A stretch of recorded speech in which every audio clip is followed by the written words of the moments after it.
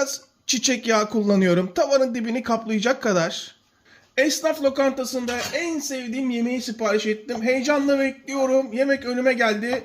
Bu arada bayanlar, bir erkeğin kalbini kazanmak istiyorsanız mutlaka bu yemeği yapın. Yemek geldi. Bir sevinçle tadına baktım. İnanın yemeği yarım bıraktım ve orayı terk ettim.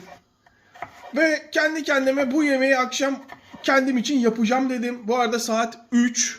Bir ufak patates kullanıyorum. Ve sizden istediğim parmağınızın bir boğumunun yarısı kadar kesiyorsunuz patatesleri. Eğer kurallara uyarsak dünyanın en lezzetli sulu yemeklerinden birini yiyeceksiniz. Herkes kolayca yapabilecek ve parmaklarını yiyecek. Bilhassa erkekler mutlaka bu tarifi deneyin.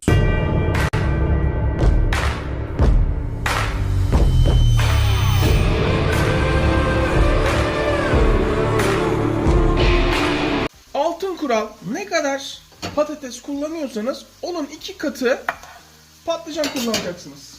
Ben patatesimin 2 katı patlıcan kullanacağım ve paçalı olmasına mutlaka dikkat edin. Patlıcanı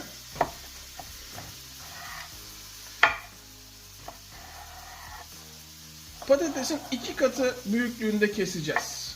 Yani ne demek bu? Bir parmak boğumun yarısı kadar kesmiştik. Hemen patlıcanların kızarırken küçüleceğini unutmuyoruz. Yani bir parmak boğum büyüklüğünde, görüyor musunuz?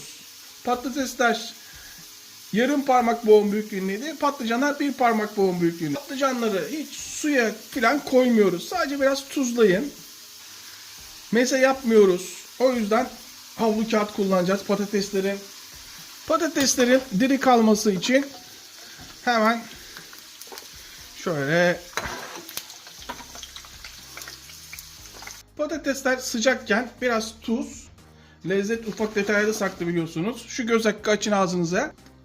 Patlıcan ya tam istediğim kıvamda. Salla. Kendinden uzağa.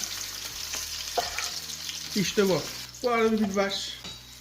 Biberleri bakın, sadece sizden şu üst tarafındaki fazla beyazlığını almanızı istiyorum.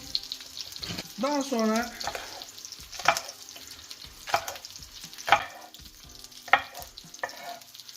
ne kadar patlıcan kullanırsanız onun yarısı kadar biber kullanıyorsunuz. Ön hazırlığı çok kolay bir yemek yapıyoruz. Ne varsa eskilerde var. Müthiş bir yemek. Bunu bulanı alnından öpmek lazım. Benim için burada önemli olan patlıcanların çok fazla kızarmaması. Yağın lezzetini alsın, rengi dönsün, benim için yeterli. Hatta çok daha iyi yemek için. Esnaf lokantası Bakırköy ile ilgili, inanın şu yemeğe gelip sahibi benim evde tatsa utanır o yemeği satmaya. Hemen biberler. Fakat biberi kızartırken orta ısıya geliyorum. Salla zar tutuyor diyorsunuz, o yüzden böyle atıyorum. Yine düşeş.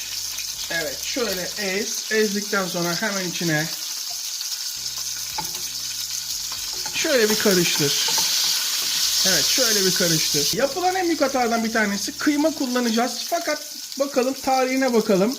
5. ayın 10'unda kaba koymuşum ve vakumlamışım. Bakalım. Evet. Şimdi yapılan en büyük hatalardan bir tanesi, bir bakalım. Hala mis gibi kokuyor. Bak, 6 gündür vakumda bekliyor. Çok fazla kıyma kullanırsanız zannediliyor ki çok daha lezzetli olur. Oysa ki alakası yok. Miktarlar çok önemli. Yemeğin kesilirken boyutu çok önemli. Zaten el marifeti de burada devreye giriyor. Şimdi istesem bu kıymayı atarım. Ne pintilik yapıyorum ne de ekonomi yapıyorum. Sadece lezzetli olması için oranlara dikkat ediyorum. Bunu hemen yeniden kapatalım. Tekrar vakumlayalım. Bu arada hemen yemeği şöyle bir vakumlandı. Kıymanın rengi döndüğü anda şu arada bakalım, tarihi yine aynı kalsın. Bunun artık fazla süresi kalmadı. Bunu da başka bir şeyde kullanırız. Hemen bu dolaba. Yarım yemek kaşığı domates salçası, inanılmaz kolaylaştırdı işimi o cam kaplar. İşte bu. Şimdi salçayı hemen ortada öldürüyorum. Tane tane olması benim için önemli, kıymanın topaklanmaması. Bir domates. Bu domates çok büyük. Dediğim gibi miktarlar önemli. Yarısı benim için yeterli olacak. Hemen şu uç noktasını alalım. Kabuğunu zaten atacak. O yüzden soymuyorum. Hatta şöyle yapalım. Şu şekil içine bırakıyorum. Tamam mı? Bak bu şekil içine bırakıyorum. Altını kısıyorum. Bir bardak kullanalım. Kafada soru işareti kalmasın. İlk başta yarım su bardağı sıcak su. Bu arada Murat Kolbaşı beni bulsun. Yine mi unutmadı?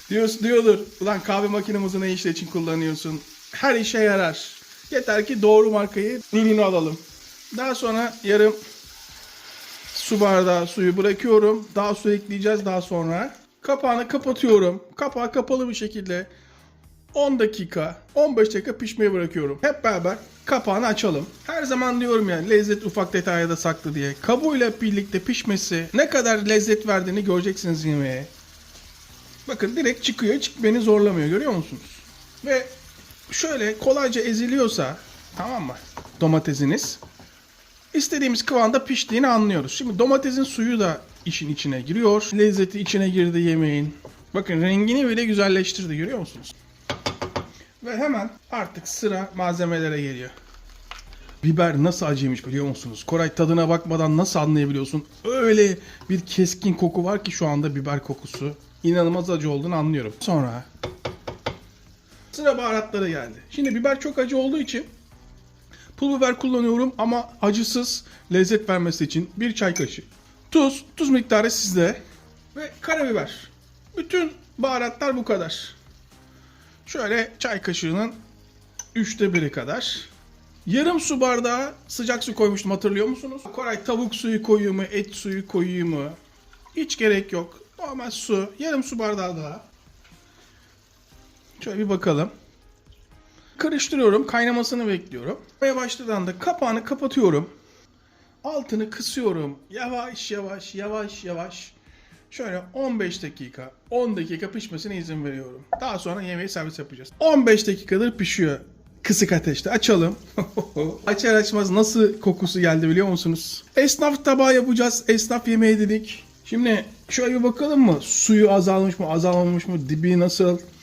Nasıl tok, farkında mısınız suyu? Altını kapatalım şunun. Artık pişmesi yeterli.